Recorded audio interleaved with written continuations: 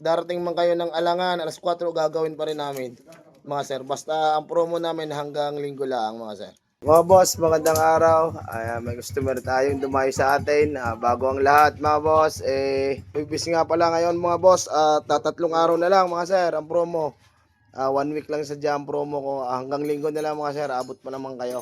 Sana'y mabudgetan nyo. At katulad ditong mga na sir. Bossing, refresh na, boss. Ayan, na kay boss. Medyo may usok na kaunti. Tapos ito, matagal ko nang kausap to si Idol eh. Tagasan kayo, Idol? Ilang, natatakot ko talagang bumiyahe, ano? Ilang oras ang, araw? Dalawang araw. Dahan-dahan lang. Ayan, kasama yung misis ni Idol. Itong kay Idol, ang pamasahe pala, Idol. Pag-usapan natin pamasahe. Magkano lahat? Sa motor, 1,000. Sa tao, lagi 1,000 din. 3,000. Wala pa ang gasolina at pagkain. Ayan. Tapos, ang budget ni Idol, na maingay itong kay boss nagsinto ng video sa akin na refresh lang. 8,000 ang dala. Ngayon, ang problema sir, yung gasolina na naman pabalik. Baka magkulang na. Gagawa namin ng paraan na rin na mas mababa pa. Ano sir? Baka hindi na makabalik sa Masbate.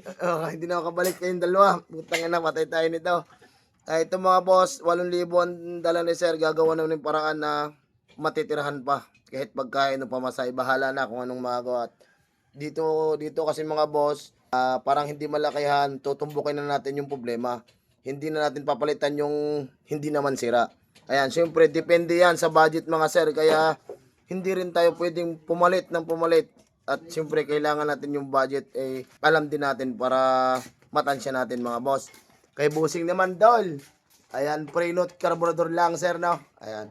Sa mga pupunta mga boss, basta hanggang linggo, hanggang alas 5 kami ng hapon. Kung darating man kayo ng alangan, alas 4 gagawin pa rin namin, mga sir. Basta ang promo namin hanggang linggo lang, mga sir.